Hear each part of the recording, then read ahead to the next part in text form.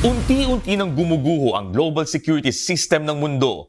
Ayon kay Kremlin spokesman Dmitry Peskov, ito'y dahil ang tanging pumipigil lamang aniya upang sumiklab ang panibagong digmaang pandaigdig sa ngayon ay ang armas nuklear. In what way it goes now?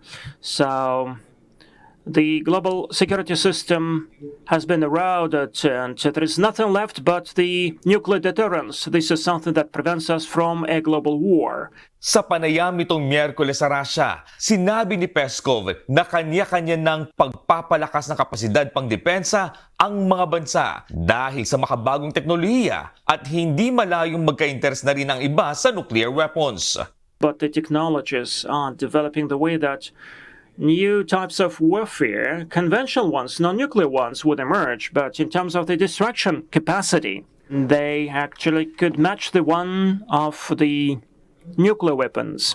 Ngayong taon ay nagtapos na ang bisa ng Nuclear Arms Control Treaty sa pagitan ng Russia at Amerika. Ang New START o Strategic Arms Reduction Treaty na siyang nagbabawal sa pagpapalago ng nuclear weapons ng dalawang malalaking nuclear powers.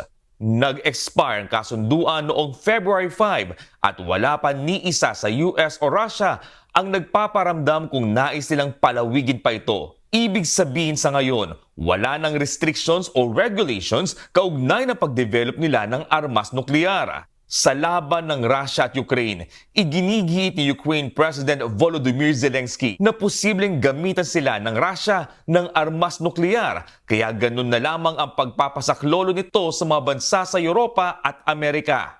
Ito rin ang bukang bibig at paniniwala ni United States President Donald Trump at Israel Prime Minister Benjamin Netanyahu, kaya matindi ang kanilang pagnanasa na alisan ng kapasidad nuklear ang Iran.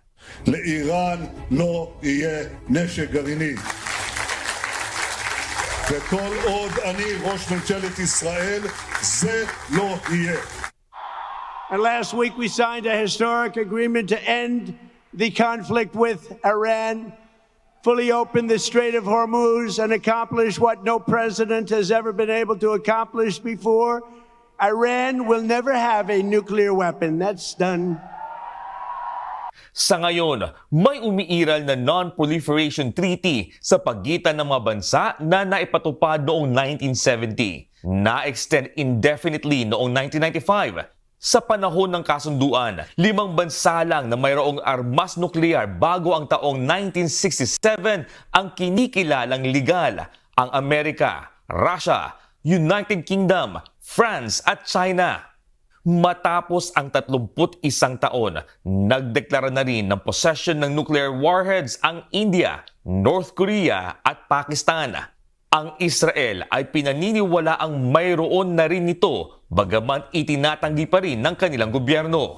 Ang Ukraine, kasama ng Kazakhstan at South Africa, ay dating may nuclear weapons pero wala na sa ngayon. Ang Iran naman, bagamat walang inihahayag, ay pinaghihinalaang nakagawa na ng armas nuklear na siyang pinangangambahan at nais pigilan ng Amerika.